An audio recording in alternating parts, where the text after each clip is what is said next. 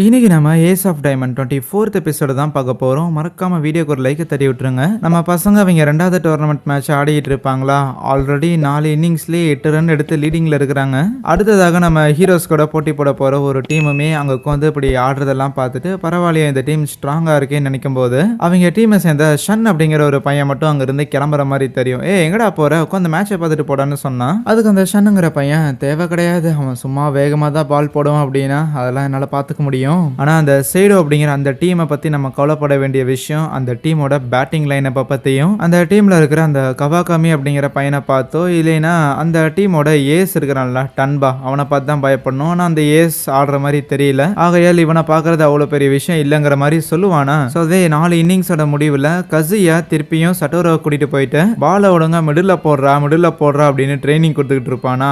தொடர்ந்து சட்டோரோ பயங்கர வேகமான பால்ஸ் தான் போட்டுக்கிட்டு இருப்பான். ஆனா அவங்ககிட்ட அந்த பால் கண்ட்ரோலுங்கிறது இல்ல, தொடர்ந்து அவன் போடுற எல்லா பாலுமே கசியோட தலைக்கிட்ட மட்டும்தான் வந்துகிட்டு இருக்குது. இது பயங்கர வேகமான பந்து, இதை பெருசா யாரும் அடிக்க மாட்டேங்கிறாங்க அப்படிங்கிற விஷயம் எல்லாமே கசியாக்கு தெரிஞ்சிருந்தாலும் சட்டோரோ மிடில் ஸ்கூல் படிக்கும் போது கண்டிப்பா அங்க எங்கேயுமே பெருசா டோர்னமெண்ட் மேட்ச்லாம் இவன் ஆடி இருந்திருக்க மாட்டான் அப்படிங்கிற விஷயம் கசியாக்கு புரியுது. ஏன்னா அப்படி டோர்னமெண்ட்லாம் ஆடி இருந்தானா ஒரு மொக்கையான பால் எவ்வளவு முக்கியம் அப்படிங்கிற விஷயம் அவனுக்கு புரிஞ்சிருந்திருக்கும். ஒவ்வொரு பாலோட அந்த இம்பார்ட்டன்ஸ் அவனுக்கு புரியாத காரணத்தால தான் இவன் இப்படி போட்டுட்டு இருக்கிறான் அப்படின்னு கசியா யோசிப்பான். ஸோ எப்படியாவது இந்த டோர்னமெண்ட்ல அவன் சொதப்பி அவனுக்கான பாடத்தை கத்துக்காம கரெக்டா இருந்தா சரிதான் நினைப்பான். இவங்க இப்படி ஒரு பக்கம் பிச்சிங் பிராக்டிஸ் பண்ணிட்டு இருக்கும் போதே அங்க ஃபீல்டுல கேப்டன் டெட்ஸியா பந்துகளை பறக்க விட்டு கொண்டு இருக்கிறான். ஸோ என்ன கேப்டன் ஒரு முடிவோட தான் வந்திருக்கீங்க போலே அப்படின்னு சொல்லி லைக் எல்லாருக்கும் ஒரு பெரிய இன்ஸ்பிரேஷனா டீமோட ஒரு பெரிய தூணா இருக்கிறான் டெட்ஸியா. அதுக்கப்புறம் இந்த ஒரு மேட்ச்லயுமே ஜெயிச்சிடுறாங்களா. ஆனா நம்ம கோச் வந்துட்டு எல்லாரும் சாப்பிட்டு ப்ராப்பரா ஸ்ட்ரெச்சஸ் எல்லாம் எடுத்துக்கிட்டு இருங்க, ஏன்னா நம்ம இப்போதைக்கு ஸ்கூலுக்கு போறதா கிடையாது, அடுத்து நடக்க போற மேட்சை கொஞ்சம் வேடிக்கை பார்த்துட்டு அதுக்கப்புறம் போகலான்னு இருக்கிறோம். ஏன்னா அடுத்து நடக்க போற மேட்ச்ல யார் ஜெயிக்கிறாங்களோ அவங்க தான் இவங்க கூட போட்டி போட போறாங்க. ஸோ அப்படி பசங்க எல்லாருமே உட்காந்து அங்க ஆப்போனன்ட் டீம்ஸ் ஆடுற அந்த மேட்சை பார்த்துக்கிட்டு இருக்கும்போது அதோட பவுலர் ஒருத்தர் இருப்பான், அந்த டீமோட ஏஸ் ஒருத்தன், அவன் பேர் தான் ஷன். அதே அந்த சோடா புட்டி பையன் தான். பட் அந்த ஷன் வந்து ஒரு ஜாப்பனீஸ் கிடையாது, அவன் வந்து தாய்வான்ல இருந்து வந்திருக்கானாமா. இந்த எக்ஸ்சேஞ்ச் ஸ்டூடெண்ட் ப்ரோக்ராம் அப்படின்னு சொல்லி ஒவ்வொரு நாட்டுல இருந்து வெவ்வேறு நாட்டுக்கு ஆளுங்களை அனுப்பிடுவாங்கல்ல, ஸோ அந்த மாதிரி சும்மா படிக்கிறதுக்காக வந்த ஒரு பையன். பட் லேட்டர் பேஸ்பால் ரொம்ப பிடிச்சு போயிட்டு இங்கே ஸ்டே பண்ணிட்டான். ஸோ என்னதான் அவன் லேட்டர் ஸ்டேஜில் தான் பேஸ்பால் கற்றுருந்தாலுமே மற்றவங்களோடமே அதிகமான எஃபோர்ட்ஸ் அண்ட் ட்ரைனிங்கை போட்டு தான் அவன் அந்த பேஸ்பாலை கற்றுருந்துருக்கான். அவங்ககிட்ட ப்ராப்பரான ஃபுட் ஒர்க் அண்ட் ப்ராப்பரான ஒரு பால் கண்ட்ரோலுங்கிறது இருக்கு. இன்னும் சொல்ல போனால் அவனுக்கான நிக் நேமே கிளாக் ஒர்க் ஆமா, அந்த அளவுக்கு துல்லியமாக இருக்குன்னு சொல்றாங்க. ஆனால் அவன் போட பார்த்த பால் நத்தைக்கு பேட்டரோட மண்டையை பிறந்திருக்கும் போல, ஸோ அப்படி போட்டிருந்திருப்பான். ஆனால் இப்படி ஒரு பாலை தலைக்கிட்ட போட்டிருந்தோம் அதுக்கு மன்னிப்பு கேட்குற மாதிரியே தெரியல. இன்னும் சொல்ல போனால் வேணும்னே டிஸ்ட்ராக்ஷனுக்காக தான் அப்படி போட்டிருந்திருக்கானா. ஆனா அடுத்து போட போற பால் அவன் கரெக்டா ஒரே இடத்துல தான் போடுவான். தொடர்ந்து 3 பாலையுமே ஒரே இடத்துல போட்டு அந்த பேட்டரை அவுட் பண்ணி விட்டுருந்திருப்பான். பேட்டர் கன்ஃபியூஸ் ஆயிருந்திருப்பான், தொடர்ந்து 3 பாலையும் ஒரே இடத்துல போடுவானா அப்படின்னு யோசிச்சுட்டு இருக்கும் போதே அவன் 3 பாலையும் போட்டு முடிச்சு அவுட் பண்ணிட்டான். ஷன் இப்படி போட்டதுக்கு காரணம் இருக்கும், ஒரு சின்ன மைண்ட் கேம் மாதிரி. முதல்ல வெளில வர மாதிரி அவன் தலைக்கிட்ட ஒரு பாலை ஒன்று போட்டுட்டு அதுக்கப்புறம் தொடர்ந்து 3 பாலையும் ஒரே இடத்துல போட்டிருந்திருப்பான். ஸோ எந்த முட்டாலும் தொடர்ந்து ஒரே பாலை 3 இடத்துல போட மாட்டாங்க அப்படின்னு எல்லாரும் நினைப்பாங்க. ஆனா அதை நான் என் அட்வான்டேஜுக்கு யூஸ் பண்ணிக்கிறேன் அப்படிங்கிற மாதிரி தான் அவன் பால் போட்டிருந்திருப்பான். பயங்கர கால்குலேட்டிவான ஒரு பிக்சர் தான் இந்த ஷன்னுங்கிறவன். அண்ட் இந்த ஷன்னுங்கிற இந்த பிக்சர் மேல அவங்க டீம்ல இருக்கிற எல்லாரும் பெரிய நம்பிக்கை வச்சிருந்திருக்காங்க. எந்த அளவுக்குன்னா மேட்ச் ஆரம்பிக்கும் போது ஒரு சில இன்னிங்ஸ்ல ஒரு 3 ரன் கிட்ட எடுத்துட்டாங்க. அதுக்கப்புறம் அவங்க பெருசா பேட்ஸ்மேன் யாருமே ஸ்கோர் பண்றதுக்கு தயாரா இருந்திருக்க மாட்டாங்க. அதான் 3 ரன் எடுத்துட்டோம்ல, அப்படி இருக்கக்குள்ள இந்த 3 ரன்னை டிஃபெண்ட் பண்ணாலே போதுன்னு சொல்லிட்டு அந்த ஷன்னுங்கிற அந்த ஒரு பிக்சர் மேல அவ்வளவு நம்பிக்கை. ஸோ கட் பண்ணா ஹீரோஸ் எல்லாரும் இப்போ வந்து அந்த டீமை ஸ்டடி பண்ணிக்கிட்டு இருப்பாங்களா, அதுல மெயினா அந்த ஷன்னுங்கிற அந்த ஒரு பிளேயரை தான் ஸ்டடி பண்ணிக்கிட்டு இருப்பாங்க.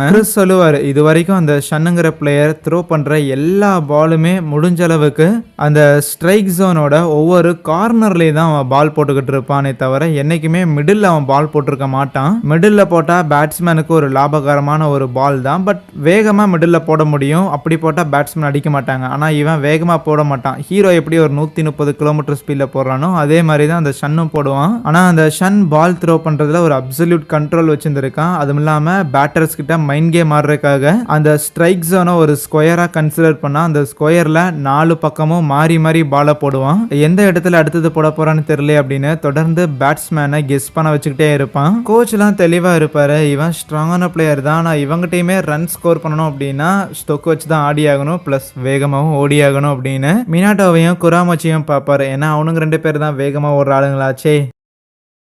அடுத்த நாள்ல இருந்து பசங்க எல்லாருமே ட்ரெயினிங் எடுத்துக்கிட்டு இருப்பாங்க.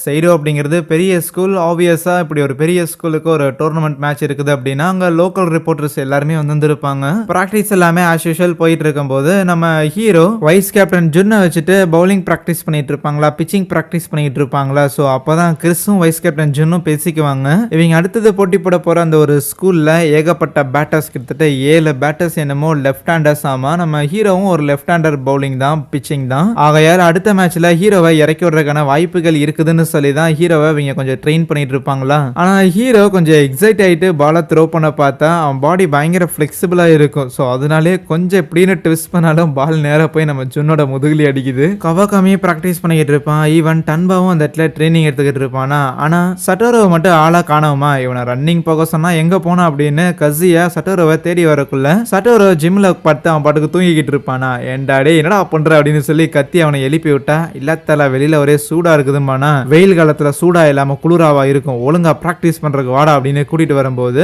அப்பதான் கசியாக்கு ஒரு மேட்டரே புரியுது. இன்னும் வெயில் காலம் முழுசா கூட ஆரம்பிக்கல, அதுக்குள்ள இவன் சூடா இருக்குதுன்னு சொல்றானா அப்படின்னு யோசிக்கும் போதுதான் ஆக்சுவலி சட்டோரோ ஹொக்கைடோ அப்படின்னு சொல்லிட்டு ஒரு தீவுகள்ல இருந்து வந்திருப்பான். ஜப்பான்ல இருக்கிற ஒரு தீவு அது. அந்த இடத்துல நிறைய பனிமலைகள்லாம் இருக்கும். சோ அப்படி பயங்கர குளிரான ஒரு இடத்துல இருந்து இங்க வந்திருக்கான் அப்படின்னா மேபி டோக்கியோல இருக்கிற இந்த ரொம்ப ஹீட்டான இந்த டெம்பரேச்சரை அவன் உடம்ப அடாப்ட் பண்ணிக்கலையோன்னு யோசிக்கும் போது ஆமா அப்படிதான் கொஞ்சம் அங்க பால் போடுறதுக்கே சட்டோரோ பயங்கரமா டயர்ட் ஆகிட்டு இருக்கிறான். இதை பார்த்துக்கிட்டு இருந்த ரிப்போர்ட்டர்ஸும் சரி இவங்க ஆப்போனன்ட் டீம் என்ன பண்ணுதுன்னு பாக்கலான்ட்டு நேரா அங்க போயிருப்பாங்களா. அங்க போய் பார்த்தா மிஷின்ஸை வச்சு 160 கிலோமீட்டர் ஸ்பீட்ல பால் போட்டு பிராக்டிஸ் பண்ணிட்டு இருப்பாங்க.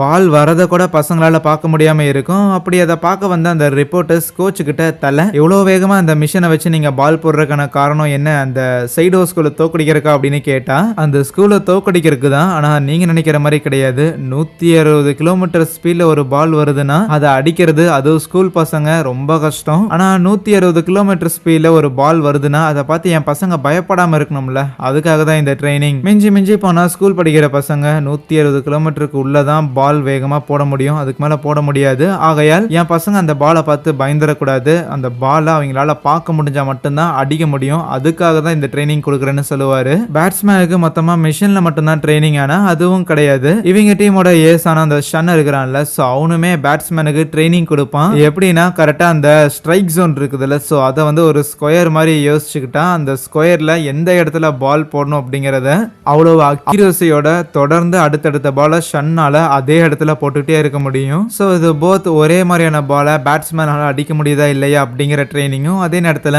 பேட்ஸ்மேன்ஸை மென்டலி சேலஞ்ச் பண்ணி பால் போடுறதுக்கு இவனுக்குமே அது யூஸ்ஃபுல்லா இருக்கும். கோச் இந்த ஷன்னை வந்து அவரோட டீமுக்கு ஒரு தங்க முட்டை போடுற வாத்தா பாக்குறாரு. ஏன்னா போன வருஷம் வரைக்குமே பெருசா எந்த ஒரு மேட்ச்லயுமே இவங்க ஜெயிக்க மாட்டாங்க. இந்த மாதிரி நேஷனல்ஸ் டோர்னமெண்ட்லாம் வந்தாங்கன்னா ஒரே மேட்ச் தான், அதுலயே அவுட் ஆயிட்டு போயிருவாங்க. ஆனா இந்த வருஷம் டீம்ல இருக்கிற இந்த ஷன் அப்படிங்கிற இந்த ஒரே ஒரு பிக்சர் மொத்தத்தையுமே மாத்திட்டான் அப்படின்னா அவன் மேல நிறைய நம்பிக்கை வச்சிருந்திருப்பாரு. இந்த ஷன்னுக்கு எப்படி பேஸ்பால்ல முதல்லயே இன்ட்ரெஸ்ட் வந்திருக்கும் அப்படின்னு பார்த்தா, அவன் சின்ன வயசுல இருக்கும்போது ஜப்பானோட நேஷனல்ஸ் டீம்ல தாய்வானை சேர்ந்த ஒரு பிளேயர் இருந்திருப்பான். தாய்வான்ல பிறந்து இப்ப ஜப்பான்ல வசிச்சுட்டு இருக்கிற ஒரு பிளேயர். ஒரு காலத்துல கொடிகட்டி பறந்துகிட்டு இருந்தவர், அதுக்கப்புறம் அவரோட பிரைமை லூஸ் பண்ணி சொதப்ப ஆரம்பிச்சிருந்திருப்பாரா. ஸோ இந்த விஷயங்கள் எல்லாமே இந்த ஷன்னை பாதிச்சிருந்திருக்கும். அதுக்கப்புறம் அவன் ஒரு லாங்குவேஜ் ப்ரோக்ராமா இந்த ஜாப்பனீஸ் கத்துக்கலாம் அப்படிங்கிற மாதிரி தான் இந்த ஸ்கூலுக்கு ஒரு எக்ஸ்சேஞ்ச் ஸ்டூடெண்டா வந்திருப்பான். ஆனா அப்படி இந்த ஸ்கூலுக்கு வந்ததை ஒரு சாக்கா பயன்படுத்திக்கிட்டு இவன் பேஸ்பாலை பிராக்டிஸ் பண்ணி இப்ப இதே ஸ்கூல்ல ஒரு ஸ்டூடெண்டா இருக்கிறான். ஷன்னோட மைண்ட்ல மொத்தமாவே பால் போடும்போது எல்லாமே தன்னை இந்த மாதிரி ஜப்பானுக்கு அனுப்பி வச்சா தன்னோட பேரண்ட்ஸ்க்கு நன்றி அப்படின்னு சொல்லி ஒரு பால் போடுறது, அப்புறம் இவ்வளவு தூரம் சொல்லி கொடுக்குற கோச்சுக்கு நன்றி, இவ்வளவு தூரம் பசங்க எல்லாருமே சப்போர்ட்டிவா இருக்கிறாங்க அப்படின்னா அவனுக்காகவும் அப்படின்னு சொல்லிட்டு தான் கூட சுத்தி இருக்கிற தன்னோட ஃப்ரெண்ட்ஸ், ஃபேமிலி, அதுக்கப்புறம் தன்னோட டீச்சர்ஸ் அப்படின்னு சொல்லி இவங்க எல்லாருக்கும் சேர்த்து நான் ஜெயிச்சாகணும் அப்படின்னு சொல்லி தான் அவன் ஒவ்வொரு பாலையுமே போட்டுக்கிட்டு இருப்பான். அதுதான் அவன் மைண்ட் செட்டாவே இருக்கும். வெளியில இருந்து பாக்குறதுக்கு ஒரே ஒரு பிளேயர் தான் டீமை மொத்தமே வழி நடத்தணும் அப்படிங்கிற மாதிரி தெரியலாம். இருந்தாலும் உள்ளுக்குள்ள பார்க்கக்குள்ள மொத்த டீமுமே பெட்டர் ஆகணும், ஜெயிக்கணும் அப்படிங்கிற அந்த ஒரே மைண்ட் செட்டோட இருக்கிறாங்க. டெஃபினட்டா சைடோவை தோக்கடிக்கிறதுக்கு இந்த ஸ்கூலுக்கு வாய்ப்பு இருக்காதுங்கிற மாதிரி நினைச்சேன். பட் இவனுங்க பண்றதெல்லாம் பார்த்தா இருக்குமோ அப்படின்னு அந்த ரிப்போர்ட்டரும் யோசிக்க இங்க இந்த ஒரு எபிசோடே முடிக்கிறாங்க. So thank you.